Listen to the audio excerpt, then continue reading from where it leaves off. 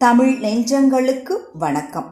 முதல் வீடியோவில் தமிழ் மொழியில் உள்ள சொற்கள் உலகெல்லாம் உள்ள மொழிகளில் பரவி உள்ளன என்றும் அதனை தமிழ் பிராமி எழுத்துக்கள் தெரிந்த தமிழ் அறிஞர்கள் நிரூபித்தும் விட்டார்கள் என்றும், இரண்டாவது வீடியோ பதிவில் தமிழன் உலகமெல்லாம் பரவி வாழ்வதற்கு முன் வாழ்ந்த குமரி கண்டம் பற்றிய குறிப்புகள் நம் சங்ககால நூல்களில் உள்ள ஆதாரங்களும் பிற நாட்டவரின் தொல்குடி மக்களான சுமேரியர்களும் செவ்விந்தியர்களும் மாயன் இனத்தவர்களின் நமது குமரி கண்டம் பற்றிய குறிப்புகளையும் பார்த்தோம்.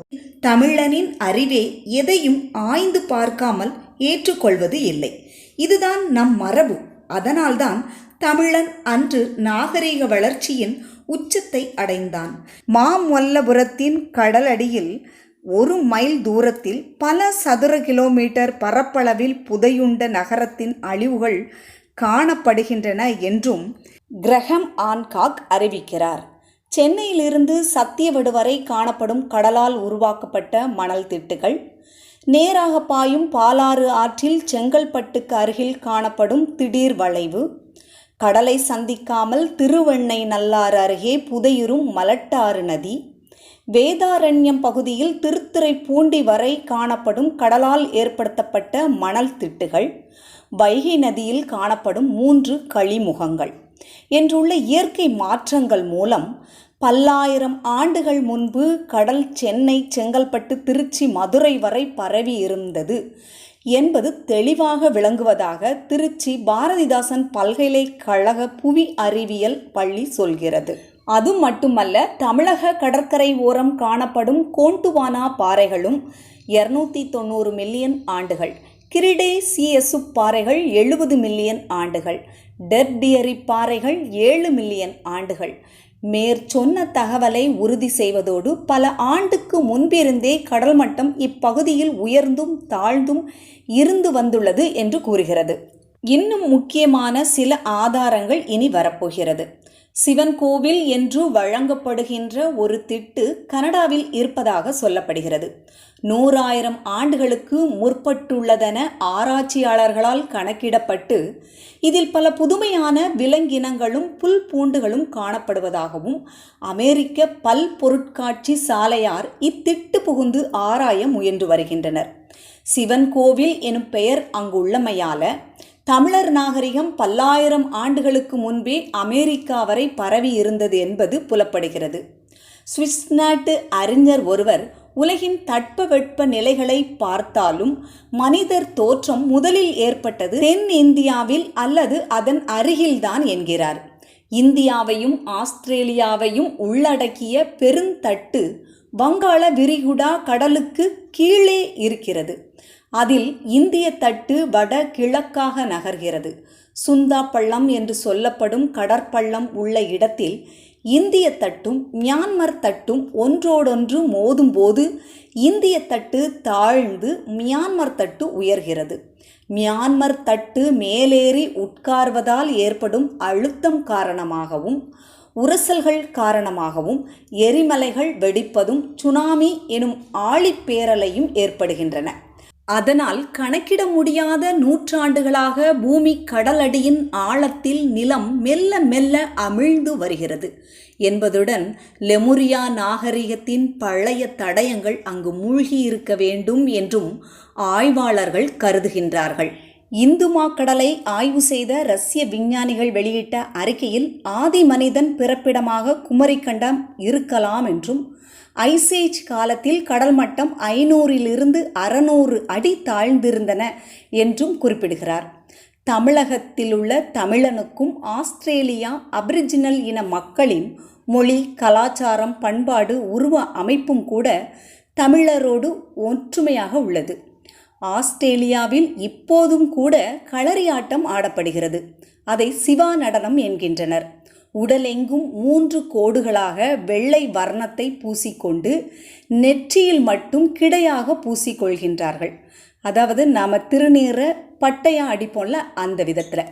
பண்டைய தமிழர்கள் ஓடி தப்பிப்பவர்களை பிடிப்பதற்கு வளரி என்ற ஆயுதத்தை பயன்படுத்தினார்கள். சங்க இலக்கியங்களில் கூட வளரியை பற்றி குறிப்பிருக்கிறது. வளைதடி என்று தமிழில் சொல்லப்படும் இந்த வளரி என்ற ஆயுதம் இந்தியாவில் தமிழகத்தில் மட்டும்தான் பயன்படுத்தப்பட்டது. இந்த வளரியை போன்று ஆஸ்திரேலியா ஆதிவாசிகளால் உபயோகப்படுத்தப்பட்ட ஆயுதம்தான் பூமராங். அதே ஆதிவாசிகள் பூனங்கா இங்கே வா அப்படிங்கிற ஒரு வார்த்தை என்ன அர்த்தம் அப்படின்னா, பெண்ணே இங்கே வா, பூ நங்கையே இங்கே வா. இதைத்தான் அவங்க அப்படி பேசுகின்றார்கள். ஆஸ்திரேலியாவிலுள்ள பழங்குடி மக்கள், ஆப்பிரிக்காவிலுள்ள பழங்குடி இனத்தவர்களும் தமிழில் இன்றும் பேசிக்கொண்டிருக்கிறார்கள். ஜப்பானில் பல வார்த்தைகள் தமிழும் ஜப்பான் மொழியும் ஒற்றுமையாக இருக்கிறது. நரி, இன்னரி, மீன், மனா, சுத்தி, ஜுஜி, கத்தி, கட்டனா, உலகம், யோனகா, சொர்க்கம், சொர்க்கா, நரகம், நரகா.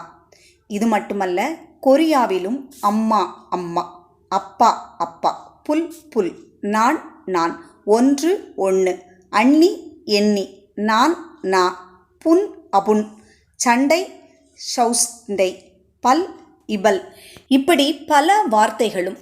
இது மட்டுமல்ல, தாய்லாந்தில் ஜனவரி மகரகோம், பிப்ரவரி கும்பான், மார்ச் மினகோம், ஏப்ரல் மேஷயோன், மே ரிஷபகோம், ஜூன் மிதுனயோன், ஜூலை கரகர்டுகோம், ஆகஸ்ட் சிங்கஹோம், செப்டம்பர் கன்னியான், அக்டோபர் துலாஹோம், நவம்பர் விருச்சிகயோன், டிசம்பர் தனுவாஹோம்.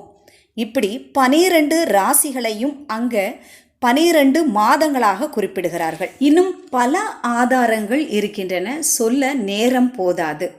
பல நாட்டில் பழமையான கதைகளில் கடற்கோள் பற்றிய குறிப்பு இருக்கிறது. இன்றும் கிராமங்களில் பெருவெள்ளம் ஏற்பட்ட வரலாற்று வாய்வழி கதைகள் உண்டு. அதில் கப்பல் செய்து அதில் குடும்பமாக பயணம் செய்து விலங்குகள், தானியங்கள், பறவைகள், பூச்சி எல்லாவற்றையும் ஏற்றி கொண்டு வெள்ளம் வடிந்த பின் வந்தனர் என்ற கதையும் உண்டு. சிலவற்றில் தாய் தகப்பன் பிள்ளைகளை மட்டும் மரப்பொந்தில் வைத்து உணவையும் வைத்து அடைத்து விட்டதாகவும், அந்த சகோதர சகோதரிகள் மட்டும் இவ்வுலக பெருக்கத்திற்கு காரணமாக இருந்தார்கள் என்றும் கதைகள் கூறப்படுகின்றது. குமரி கண்டம் இருந்ததற்கான மிக மிக முக்கியமான ஆதாரமாக குறிப்பிடுகின்றது. நிலநடுக்கோட்டில், அதாவது நமது இந்தியாவின் கீழ் இந்திய பெருங்கடல் பகுதிகளில் உலகம் முழுவதும் உள்ள ஒரே கண்டமாக இருந்தது. அந்த இடத்தில்தான் முதலில் மனித இனம் தோன்றி இருக்கும் என்று வரலாற்று ஆய்வாளர்கள் கூறுகின்றார்கள். அதற்கு காரணமும் இருக்கின்றது. நீங்கள் மேப்பை எடுத்து பார்த்தோம் அப்படின்னா இளம் நீல நிறத்தில் இருக்கக்கூடிய பகுதிகளும் இருக்குது. அதே கடற்பகுதியில் கருநீலம் உடைய பகுதிகளும் இருக்கின்றது. பண்டைய காலத்தில் கடலுடைய நீர்மட்டம் மிக மிக குறைவாகவே இருந்திருக்கு. ரஷ்ய விஞ்ஞானிகளுடைய ஆய்வின்படி 500-600 அடி ஆழத்தில் தான் கடல் இருந்திருக்கு. அப்படின்னா அந்த 500-600 அடி ஆழத்திற்கு மேல் மட்டத்தில் இருக்கக்கூடிய கடல் இருக்கு இல்லையா, அது எல்லாமே நிலப்பரப்பாகவே இருந்திருக்கும். அது மட்டும் இல்லை, கடலுக்கு அடியில் உள்ள, பூமிக்கு அடியில் உள்ள நிலத்தட்டுகள் எல்லாமே நகர்ந்து போக ஆரம்பிக்கும் போது ஒரே கண்டமாக இருந்தது பிரிவுபட ஆரம்பிக்குது. இந்த நிலப்பரப்புகள் எல்லாம் ஒரே கண்டமாக இருக்கும்போது அது நிலநடுக்கோட்டினுடைய மத்தியில் இருக்கும் பொழுது அந்த இடங்களில் தான் மனித உயிரினம் முதல்ல தோன்றியிருக்கும் என்று ஆய்வாளர்கள் கூறுகின்றாங்க. இன்னும் சொல்ல போனால் ஐஸ் ஏஜ், அதாவது பனிக்காலம் சொல்லுவாங்க. பெரும்பான்மையாக மலைகளில் எல்லாமே பனிகள் அதிகமாக உறைந்திருக்கும். அது எல்லாம் காலம் செல்ல செல்ல வெப்பம் அதிகரிக்க உருகி கடல் நீர் பெருகி நிலப்பகுதி எல்லாம் கடலுக்குள்ளே ஆழ்ந்து கொண்டே வருகிறது. இது பல ஆயிரம் ஆண்டுகளுக்கு முன்பிலிருந்து நடந்து கொண்டிருக்கக்கூடிய ஒரு நிகழ்வு. சென்னையிலும் தூத்துக்குடியிலுமே 2 நாள் மழைக்கே நகரங்கள் நீரில் மூழ்கியது. இதுவே தொடர்ந்து பல வாரங்கள் பல மாதங்கள் மழை பெய்திருந்தால் நிலைமை என்னவாகும்? இப்படித்தான் நகரங்கள் எல்லாமே நீருக்குள் கடற்கோளாலும் பெருவெள்ளத்தாலும் நீருக்குள் மூழ்கியது. பண்டைய காலத்தில் ஒரு கதை சொல்வாங்க. பாட்டி தூத்துட்டு இருக்கும்போது மேகம் முதுகில் தட்டிச்சான். அப்படி தட்டும் பொழுது அந்த பாட்டி விளக்குமாறால் மேகத்தை ஒரு தட்டு தட்டி அந்த மேகம் உயரமாக போயிடுச்சான். அதாவது என்ன சொல்கிறாங்க அப்படின்னா, வானம் அந்த அளவுக்கு கீழே தாழ்வாக குளிராக, இப்போ மலைகளிலெல்லாம் இந்த கொடைக்கானல் ஊட்டிக்கெல்லாம் போனால் அந்த மேகங்களுக்கு நடுவில் நம்ம நடக்கிற மாதிரி இருக்கும். அந்த மேகங்கள் நம்ம கண்ணு முன்னாடி போகிற மாதிரியே இருக்கும். இதே மாதிரி அந்த காலங்களில் வானம் தாழ்வாக இருந்திருக்கும். அப்போ அந்த வானம் எல்லாம் நீராக மாறி கடல் நீராக பெருகி நிலமெல்லாம் நீருக்குள் போயிருக்கலாம். இதைத்தான் ஆய்வாளர்கள் கூறுகிறார்கள். ஒரே கண்டமாக இருக்கும் பொழுது தமிழன் உருவாகி தமிழன் வளர்ச்சி அடைந்து நிலத்தட்டுகள் நகன்று போகும் பொழுது நிலத்தோடு கூட கடல் வெள்ளம் பெருவெள்ளம் ஏற்படும் பொழுது அதில் அடித்து சென்று ஒவ்வொரு நிலமாக மனிதனை பிரித்து வைத்தது. அவன் பிரிந்து பல நாடுகளாகி உருவாகி இன்று தனித்தனியே இருக்கின்றான். தனித்தனி மொழியும் அவனுக்கு உருவாகின்றது. ஆனால் உலகின் மூத்த குடி தமிழன் என்பது இனவெறியால் ஏற்பட்டது அல்ல. ஐரோப்பியருடைய கண்டுபிடிப்பு லெமுரியா. தமிழ் இலக்கியத்தில் நாவலந்தீவு, வடமொழி புராணங்களில் ஜம்புத்தீவு, மூன்றுமே தமிழரின் குமரி கண்டம். சோழர்களின் பூம்புகார் துறைமுகமும் சீர்காழி நகரமும் ஏன் தனுஷ்கோடியும் கூட காணாமல் போன ஊர்கள்தான். பல ஆயிரம் வருடங்கள் என்றால் எத்தனை எத்தனை நகரங்கள் கணக்கிட முடியுமா? மூழ்கிய நகரங்களை கல் தோன்றி மண் தோன்றா காலத்தே முன் தோன்றி மூத்த குடி தமிழ்குடி என தமிழ் அறிஞர்கள் கூற்று முற்றிலும் முற்றிலும் உண்மை.